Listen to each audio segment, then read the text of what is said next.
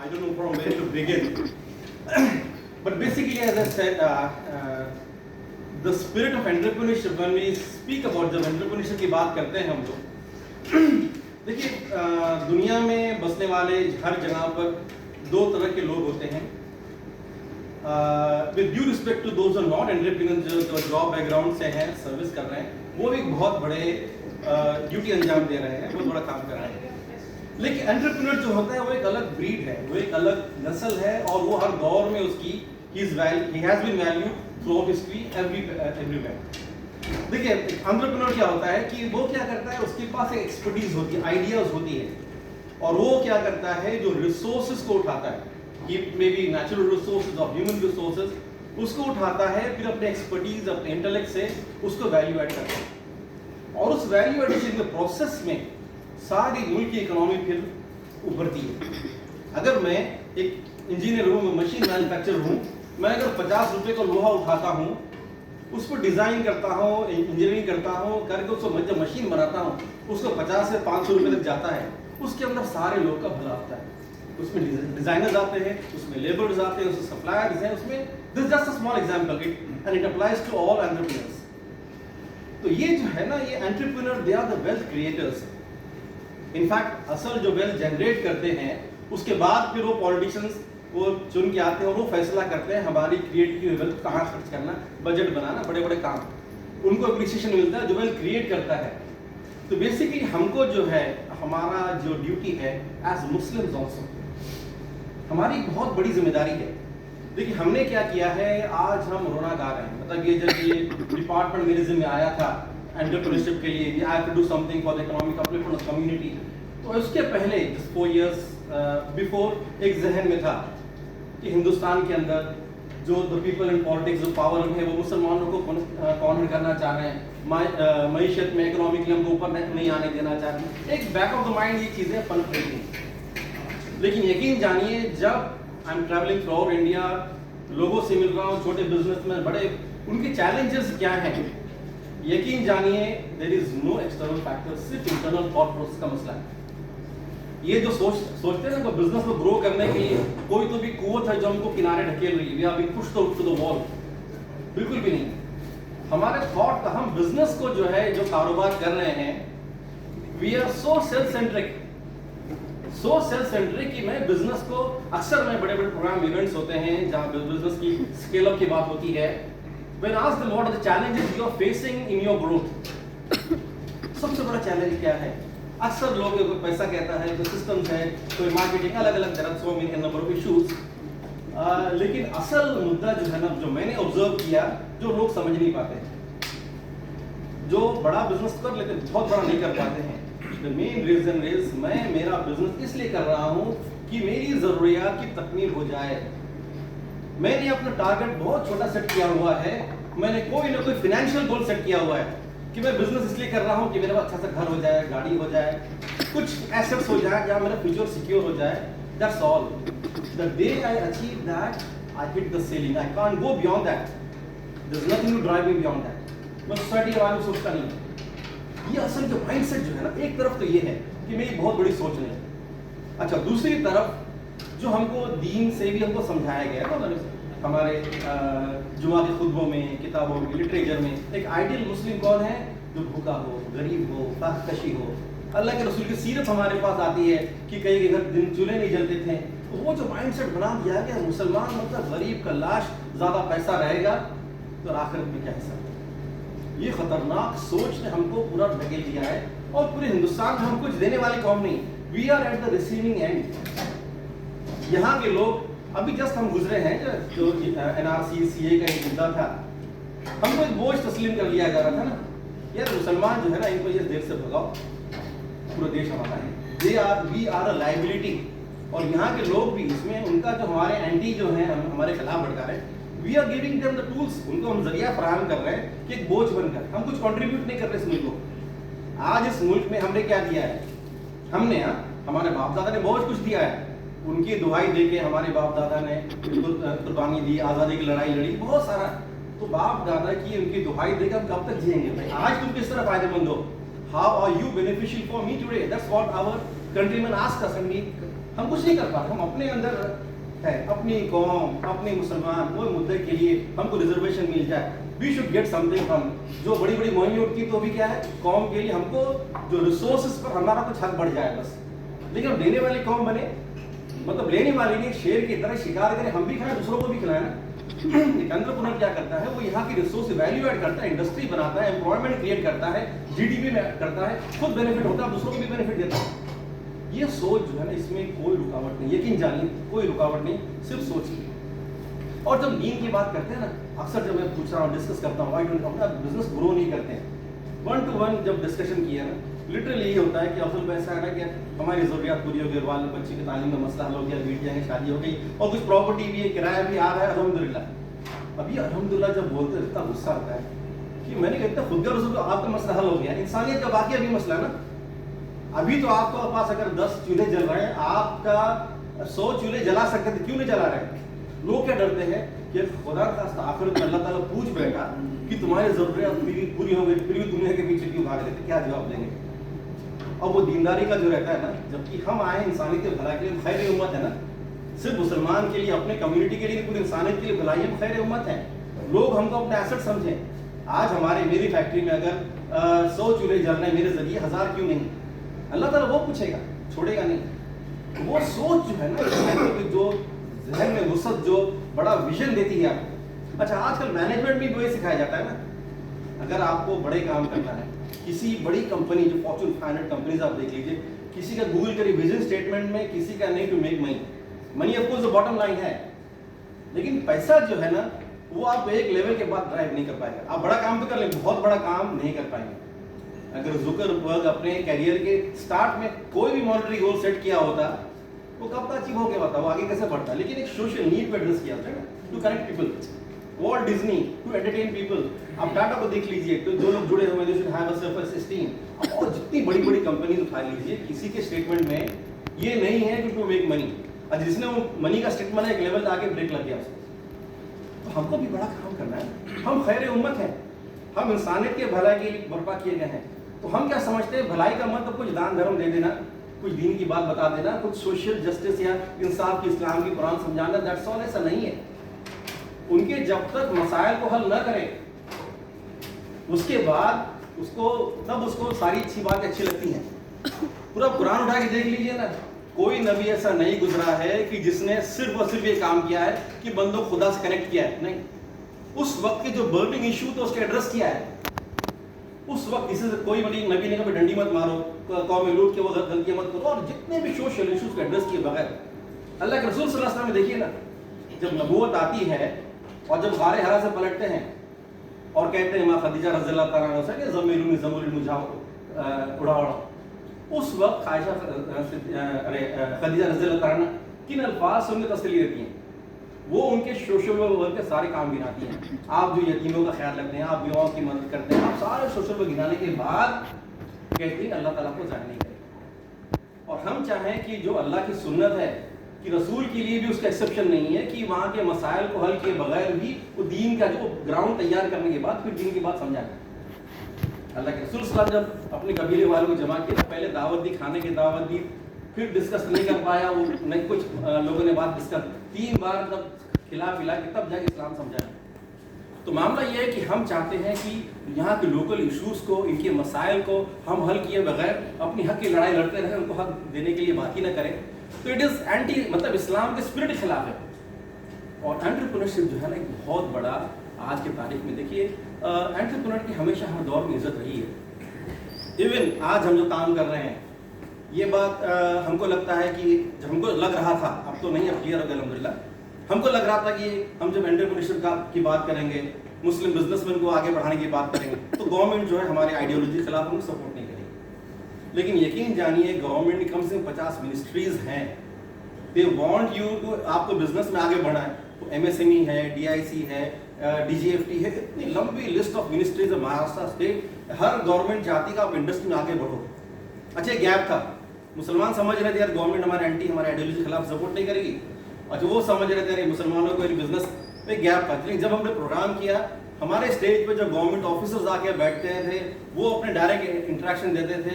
अभी MIDC के जो ऑफिसर था, सेल्स टैक्स का ऑफिसर, DGFT का जो डायरेक्टर वो आया, सारे लोग NSIC जो है उनके पूरे इंडिया में नेटवर्क हैं, वो आके हमारे स्टेज पर करते हैं। वो हमको कहते हैं यार आप रिफा का तो बहुत बहुत शुक्रिया, तो हमारा काम तो आप कर रहे हो। और मुसलमान कह रहे हैं भाई ये तो गवर्नमेंट के ऑफिसर्स ये क्यों, मतलब क्यों हमको हेल्प कर रहे हैं, हमारी आइडियोलॉजी के खिलाफ है। तो सबसे मैं कहता हूँ स्टेज पे बैठ रहे तो मैंने कहते कि ये आपको हेल्प नहीं कर रहे हैं, कोई गवर्नमेंट आपको हेल्प नहीं कर रही है। गवर्नमेंट आपके जरिए अपने अनएम्प्लॉयमेंट का मसला हल कर रही है, गवर्नमेंट आपके जरिए अपने जो GDP का मसला हल कर रही है। आप अगर एक्सपोर्ट करके फॉरेन एक्सचेंज लाते हैं तो वो फॉरेन एक्सचेंज से लेके पेट्रोल सऊदी जब मांगता है उसको आप ला के दे रहे हैं। तो डोंट थिंक दैट आपको कुछ दान धर्म दे रहे हैं। If the government is helping you in your entrepreneurship, in your industries, कुछ सपोर्ट कर रही है, इट इज क्या बोलेंगे अपने अनएम्प्लॉयमेंट का मसला हल कर रहा है। तो ये बात दिमाग से हम निकाल दें कि यार गवर्नमेंट चाहे कोई भी आइडियोलॉजी की हो, एंटरप्रेन्योरशिप के ऊपर, बिजनेस के ऊपर आपको पूरा सपोर्ट मिलेगा, उसका गवर्नमेंट की आइडियोलॉजी से कोई ताल्लुक नहीं है। ये चीज़ हम लोगों को समझाना चाह रहे हैं। और अल्हम्दुलिल्लाह ये जो सोच जो है ना, ये माइंड सेट, मुझे बिजनेस बड़ा काम करना है, मुझे तो अगर हमने अपना माइंड सेट एक बार सेट कर लिया कि मुझे I want to do something, ठीक है ना, और ये दीन का हिस्सा है, तो 50% of the job is done. अच्छा, उसके बाद जो मायूसी की बात आती है क्या करें। अब यहाँ पर इतने अच्छे एग्जाम्पल्स हैं, लॉकडाउन में जहाँ सब लोग बैठे थे हमारे साथ जो टूरिज्म थे, जब वो हुआ लॉकडाउन हुआ तो एक नया आइडिया FMCG का बहुत अच्छा एक्सपीरियंस है। इसी तरह भाई ठीक है, बहुत सारे कॉन्सेप्ट, सिर्फ एक हाउस कीपिंग एक बहुत रॉ कॉन्सेप्ट है, लेकिन उसको बिजनेस मॉडल बनाना, उसको एक लेवल करना, इट्स रियली बहुत अप्रिसिएशन। ऐसे बहुत सारे अपॉर्चुनिटीज अवेलेबल रहते हैं लेकिन नजर नहीं आते। रिफा का काम जो है, रिफा चैम्बर ऑफ कॉमर्स हमने जब शुरू किया था तो पहले 4 साल तो हमने जब समझने में गया कि हमको जब ये जिम्मेदारी मिली कि क्या किया जाए, महाराष्ट्र में इनिशियल लेवल पर जहाँ जितनी मेजर सिटीज़ में इवेंट्स किए, गवर्नमेंट एजेंसी से लाइजनिंग किया, अलग अलग इंडस्ट्री टाइप करके, फिर अभी 2 साल हुआ है, we have launch throughout India. आज हम 17 स्टेट्स में प्रेजेंट हैं। हमारे पास कर्नाटका में, Tamil Nadu, Punjab, you name it, all the cities of 17 states real big है। हर जगह हमारे पास एक बड़ा नेटवर्क अवेलेबल है।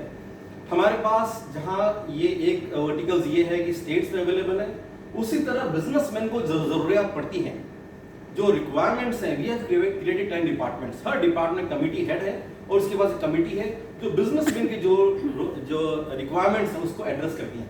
मिसाल के तौर पर हमारा एक स्टार्टअप डिवीजन है, उसके इंचार्ज है अनीस साहब हमारे हैं, उनके पास एक कमेटी है, मतलब एक नया कारोबार शुरू करना, आइडियाज आते हैं, लेकिन आइडियाज एक रॉ, एक शक्ल धुआं जैसा कुछ होता है, मेरे जहन में कुछ तो ये करना है, लेकिन वो उस थॉट को पेपर पर उतारना, उसकी फिजिबिलिटी देखना, मैदान पर उतारना, इट्स अ लॉन्ग प्रोसेस। आपको सपोर्ट चाहिए होता है, आपको जरूरत होती है कि उस फील्ड का कोई एक्सपर्ट जो उस फील्ड में अपनी जिंदगी गुजार रहा हो उसके बारे में कुछ कमेंट दे दे, या तो आपको उसके मशवरे से उस कारोबार में आपका एक्सीलेंट हो जाएगा या एक गलत फैसले से आप बच जाएंगे। तो अल्हम्दुलिल्लाह बहुत बड़ा नेटवर्क हमारे पास है। हम जहाँ पर ऑल इंडिया जितने इवेंट्स होते हैं, हम लोगों से अपील करते हैं कि आप सब भी मौजूद हैं, आप में भी अल्हम्दुलिल्लाह एक्सपर्ट्स बैठे हैं, तो हम लोगों से कहते हैं कि आप जो एक्सपर्ट हैं, आपको लगता है कि आपकी एक्सपर्टीज कोई फायदा उठा सकता है, आप हमारे हम कॉन्टैक्ट करके सेंड यू डिटेल्स, आपकी फील्ड से मुतालिक कोई भी इंफॉर्मेशन अगर मांगे हम आपसे कनेक्ट कर देंगे। तो आज अल्हम्दुलिल्लाह इट इज़ वेरी रेयर, हम लोग पूरे दावे से कहते हैं कि कोई भी इंफॉर्मेशन किसी भी फील्ड की आप पूछें और रिफा उसका जवाब न दे सके या सही लोगों तक कनेक्ट न कर पाए। एग्रीकल्चर भी हमारे पास इतने सारे फील्ड हैं, मतलब एक पूरा फुल फ्लेज सब्जेक्ट्स है, बल्कि ऑर्गेनिक फार्मिंग हमारे पास कर्नाटक हासन में हमारे साथी हैं 90 एकर्स में, वहाँ पर पूरा ऑर्गेनिक के जितने 3 सर्टिफिकेशन उनके पास हैं, कॉफी सीड्स हैं, अलग अलग करते हैं, और वो is free to train anyone, पूरा प्रोसीजर उनको पता है। फिर FPO फार्मर्स प्रोड्यूस ऑर्गेनाइजेशन हो जाए तो गवर्नमेंट की स्कीम है FPO, उसके एक हसन मुल्ला साहब कर्नाटक के, he is expert in that, किसी को FPO फॉर्म करना है वो कैसे करना, क्या करना, सारी गोड फार्मिंग है, देयर सो मेनी थिंग्स, मतलब मैं सरसरी तौर पे फुल फ्लेज लेक्चर खाली फार्मिंग के ऊपर हो सकता है, देयर आर एक्सपर्ट्स, इस तरह हर फील्ड में हमारे पास अवेलेबल हैं। तो जैसे स्टार्टअप है, बिजनेस स्केल अप, अपने अंदर एक पूरी दुनिया है, आप एक कारोबार कर रहे हैं, लेकिन how to take it to next level, SOP जैसे हमारी बहन बता रही थी, कैसे सिस्टम्स प्रोसेस डालना करना, आप जो काम कर रहे हैं दूसरों से करवाना, मार्केटिंग करना, और how to scale it up, वो एक अपने अंदर पूरी दुनिया है। लेकिन अक्सर देखा मैंने कि वो अक्सर लोग ग्रो इसलिए नहीं कर रहे हैं कि हर काम खुद करना चाह रहे हैं, गले पे तो मैं ही बैठूंगा, मतलब अक्सर लोग बोलते हैं ये जब अक्सर भरोसा इत्मीनान नहीं होता है। मैंने कहा अगर आप गले पे बैठेंगे, अक्सर बोलते नहीं कैसे पढ़ा करें, मैंने कहा अगर आप ये फैसला किया गले पे तो मैं ही बैठूंगा, तो बिटवीन द लाइंस आपने ये भी फैसला कर लिया कि एक ही दुकान में मर जाएगी, 102 दुकान नहीं कर पाएंगे आप, 2 जगह नहीं बैठ सकते आप। तो ये थॉट प्रोसेस को जो है ना कैसे उसको स्केल अप करना, अपने अंदर पूरी दुनिया है। We have a export division, international division, जहां पर एक आपके प्रोडक्ट को इंटरनेशनल एक्सपोजर कैसे मिले। तो वहां पर आज जितने ट्रेड मिशंस हैं, जितने कॉन्सुलेट्स हैं, हर कंट्री का, मलेशिया है, तुर्की है, ईरान है, सबके इंडिया के साथ उनका एक डिवीजन होता है, ट्रेड डेस्क होता है। तो वो क्या प्रोडक्ट इंडिया में बेच रहे हैं, खरीद रहे हैं, उनसे हम टाई अप करके उनको क्या प्रोडक्ट चाहिए, तो B2B मीट्स का हम लोग अरेंज कर रहे हैं। इंटरनेशनल ट्रेड कैंटन का अभी बंद कर दिया, 2 साल से हम जा रहे थे। दुबई गल्फ फूड है, तुर्की हमारी बात चल रही है, डूइंग बिजनेस विद बांग्लादेश और श्रीलंका, मतलब पूरे हमारे पास अल्हम्दुलिल्लाह लोग अवेलेबल है जहाँ इंटरनेशनल गाइड करते हैं। हमारे बिजनेस फाइनेंस एक डिवीजन है। आज एक बहुत बड़ा जो है ना गैप हो रहा है, खासतौर से आप मैं देख रहा हूँ कि कई लोग जो है सर्विस बैकग्राउंड से, शिप से हैं, पैसे पड़े हैं, कहाँ लगाएं। तो ये इन्वेस्टमेंट वाला भी ये अपने अंदर पूरी दुनिया बहुत बड़ा गैप है कि पैसा लोग लेके बैठे हैं, बैंक में डाल नहीं सकते कि अब हराम सूद में जाना नहीं है, लगाए तो कहाँ लगाएं। अब इस गैप को भरने के लिए पिछले 7-8 साल में देखा कई पॉन्जी स्कीम घुस गई, चाहे वो हीरा गोल्ड हो, IIM हो, दिस लॉन्ग लिस्ट। और इस चीज को जो था ना इनके हलाल इन्वेस्टमेंट, वो ऐसे फ्रॉड के लिए व्हाटएवर, लेकिन उनकी भी गलती नहीं, हमने गैप छोड़ा हुआ है। So it's science. अक्सर लोग हम बात करते हैं कि हिंदुस्तान में इस्लामिक बैंकिंग नहीं, लेकिन फैक्ट ये है कि इस्लामिक इन्वेस्टमेंट के प्रिंसिपल्स हमको पता नहीं, वी डोंट नो। एक को पैसा लगाना है, एक को पैसा जिसको पैसा चाहिए, किन बुनियादों पर पैसा लगे, क्लैरिटी नहीं है। अक्सर जो कॉमन जो 1-to-1 मैं देख रहा हूँ, डील कर रहा हूँ, डिस्कस कर रहा हूँ, चैलेंजेस आ रहे हैं। एक क्या बोलते हैं पैसा है, आपके मैं पैसा लगा तो हम लोग प्रॉफिट शेयरिंग पे कर लेंगे। बोलने को बहुत अच्छा लगता है, वेरी फाइन प्रॉफिट शेयरिंग, लेकिन इतना कॉम्प्लेक्स है कि जब तक टिकट साइज बड़ा ना हो, डॉक्यूमेंट्स क्लियर नहीं हो, प्रॉफिट शेयरिंग में पैसा लगा रहा हूँ, आप क्या प्रॉफिट मुझे दिखाओगे, आप ईमानदार हो नहीं हो। आप अगर ईमानदार हो तो क्या सलाहियत है आप प्रॉफिट रखने की। आपने जो एक्सपेंस शो किया है, हर एक्सपेंस में क्वेश्चन करूंगा कि अरे खर्चा क्यों किए, इसकी वजह मेरा प्रॉफिट स्क्वीज हो गया, क्यों किया। I will question every expense. इतना कॉम्प्लेक्स है, लेकिन हमको उसके अलावा कुछ सोचता ही नहीं। There are other things also कि मैं आपके प्रॉफिट शेयरिंग, इसको जो प्रॉफिट शेयरिंग इस्लाम का टच करूँ 1-2 मिनट के अंदर, ये बहुत ज़्यादा क्लैरिटी नहीं होने की वजह से हमारे पैसे अनयूज पड़े हुए हैं। गल्फ से कोई आता है, पता चल जाए पैसा है उसके पास, तो आगे पीछे घूम के चिकनी चुपड़ी बातें करके पैसा घसीट ले तो डूबता है, ताल्लुकात खराब होते हैं। हंड्रेड्स ऑफ केसेस, हंड्रेड्स, कोई डॉक्यूमेंटेशन नहीं, कुछ पेपर वर्क नहीं, कुछ भी नहीं। किन बुनियादों पर पैसा लोग बेचारे को पता नहीं। इसके बाद जो पैसा चाहिए उसको पता नहीं कि पैसा कैसे लगाया जाए, ये भी ही is not clear. So there is बहुत बड़ा काम करना है कि भैया तुमको पैसा अगर चाहिए ना, तो क्या चीज, what are the things required to get that investment. तुम्हारा बिजनेस प्लान होना चाहिए, ट्रैक रिकॉर्ड होना चाहिए, चेकलिस्ट, लंबी चेकलिस्ट होनी चाहिए। पैसा लेने के पहले ये पहले पूरा काम कर लो, उसके बाद पैसा मांगो। पैसा लगाने वाले को भी क्लियर होना चाहिए तुम्हारे पास पैसा देने से पहले ना उससे पूछो, उसके देखो क्या हो, चेकलिस्ट रेडी करना है, उसका अवेयरनेस करना है। अच्छा, जब बुनियादें हो, किन बुनियादों पर हो, तो एक मुशारका जो प्रॉफिट शेयरिंग है वो तो बहुत कॉम्प्लेक्स है, अगर अच्छा है आइडिया, लेकिन प्रैक्टिकल नहीं। सिंपल अक्सर 8-10 केसेस मैंने करवाए हैं कि उनको पैसा चाहिए, आप एक किस लिए पैसा, कुछ मटेरियल खरीदना है, उस मटेरियल को इन्वेस्टर क्या करेगा, लाख का खरीद के 1,10,000 में बेच दिया उसको और एक टाइम दे दिया, दैट इज कॉल्ड मुराबा, वेरी इजी। आपके प्रॉफिट लॉस से मुझे लेना देना नहीं। आपको अगर पैसा किसी सामान के लिए चाहिए, मशीन के लिए, इक्विपमेंट के लिए चाहिए, मैं सब मशीन लेके दे देता हूँ, मुझे लीज दे दो, किराया उसको दो, प्लस दे दो, वो भी आपका काम हो जाता है। और इसके अलावा there are many things, Islamically बहुत सारी चीजें हैं। तो मुझे जो लग रहा है, जो बिजनेस फाइनेंस की, अक्सर लोग बोलते हैं पैसा नहीं है मिल्लत के पास। मैंने कहा हजारों करोड़ जो रुपए जो पॉन्जी स्कीम में लगे हैं, कहाँ से आए? हमारे पास ही थे ना। अक्सर बिजनेस के में सबसे बड़ा challenge, what is the biggest challenge in your growth, बोले पैसा आ जाए बस, हमारे पास पैसा नहीं, गवर्नमेंट से पैसा दिला। अरे मैंने गवर्नमेंट, हमारे पैसे पड़े हुए ना, किधर है? मैंने कहा हजारों करोड़ कहाँ से, आसमान से नहीं टपके थे ना, हमारे पैसे थे ना जो डूबे पॉन्जी में, कहाँ से आए? तो वी हैव द फंड्स, लेकिन वो चैनल्स नहीं होने की वजह से, तो we have to work hard on educating the people कि इन बुनियादों पर पैसे लगे। वो भी एक बहुत बड़ा बिजनेस फाइनेंस का डिवीजन है जो काम कर रहा है। विदाउट देखो ट्रस्ट करना, वो चीज़ है, वो बहुत बड़ी चीज़ है। तो चैम्बर ऑफ कॉमर्स हम किसी जिम्मेदारी नहीं लेंगे, अलबत्ते हम गाइडलाइंस दे देते हैं कि भी इन बुनियादों पर ऐसे लगाए जा सकते हैं। तो बिजनेस फाइनेंस एक अलग डिवीजन है हमारे पास। एक हमको ये पता हो हमारे पास पूरे हिंदुस्तान में कौन क्या कारोबार कर रहा है, एक डेटाबेस के लिए। So we have a portal जो भी 3 साल हुआ है, ग्रेजुअली उसको पिकअप कर, rifamartt.com।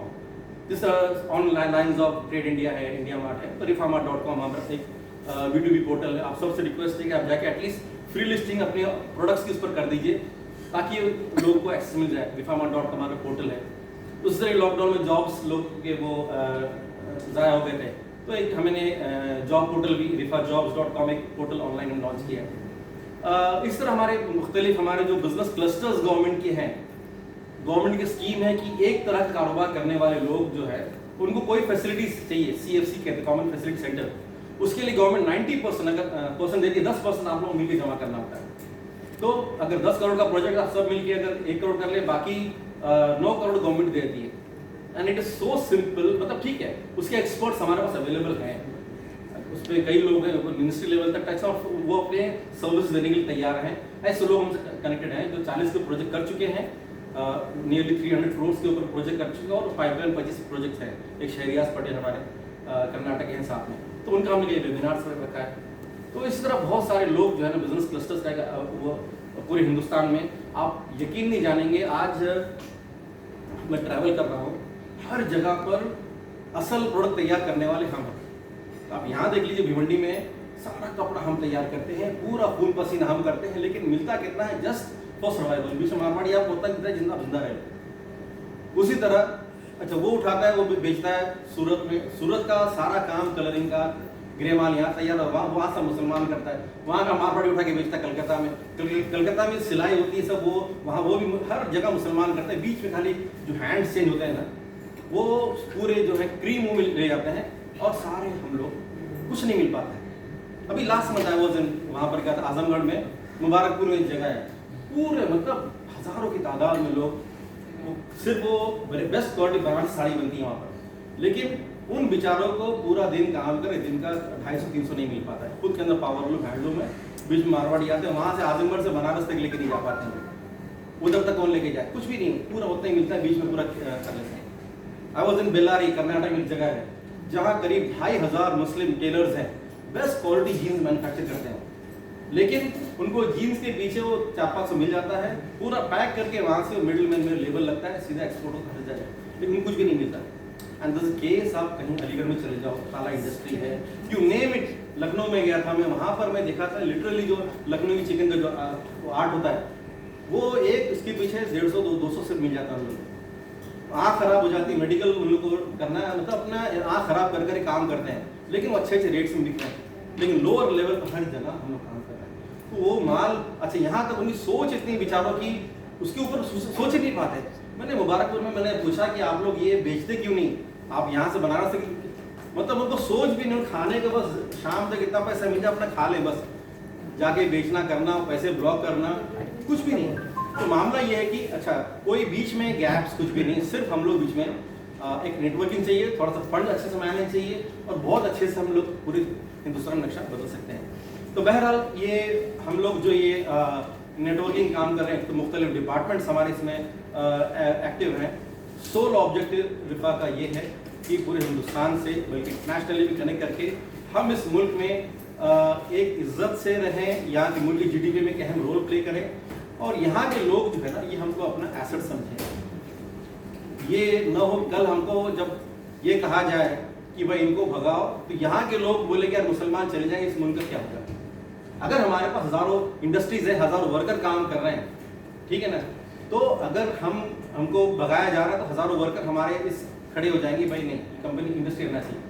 मतलब देखिए एग्जाम्पल क्या है कि हमको जो कहा बाहर से आए हुए लोग हैं, तो बाहर अंदर का सवाल नहीं है, आप एसेट हैं, आपको बर्दाश्त किया जाएगा, आप लाइबिलिटी है, आपको बर्दाश्त नहीं किया जाएगा। अभी टाटा पता है बहुत हिस्ट्री में बहुत करीब है, वो बाहर पारसी कम्युनिटी बाहर से आई हुई है, लेकिन टाटा के बारे में कोई नहीं बोलता है ना, प्रूवन है कि ये बाहर के लोग हैं, लेकिन कोई मजाल है कोई बोलते टाटा को भगाओ यहाँ से, ये बाहर के लोग हैं, नहीं, लोग उनको जूते मारेंगे, भाई टाटा को भगाएंगे तो इस मुल्क का क्या होगा, नहीं कर सकते।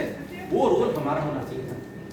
आप अगर मुल्क के लिए एसेट है तो प्रॉब्लम आपके दुश्मन का नहीं है, प्रॉब्लम आपका है कि आप मुल्क के लिए एसेट नहीं बन पाए, और उस चीज़ को आपके दुश्मन जो है वो एनकैश कर रहे हैं, और उसको तो असल मुजरिम हम हैं कि हम अपने आप को इस मुल्क में जो है ना एक एसेट बन के यहाँ के लोग बेनिफिशियल नहीं बन सके हैं, और हम अपने हक की लड़ाई लड़ रहे हैं।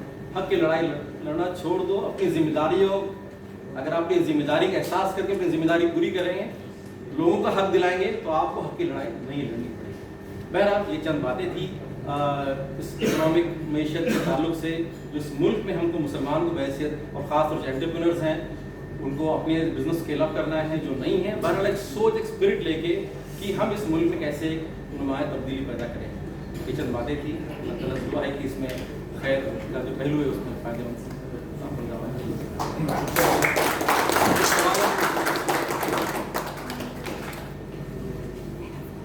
आप लोगों को किसी कुछ क्वेश्चन पूछना है अफजल से तो आप लोग क्वेश्चन आंसर सेशन भी कर सकते हैं।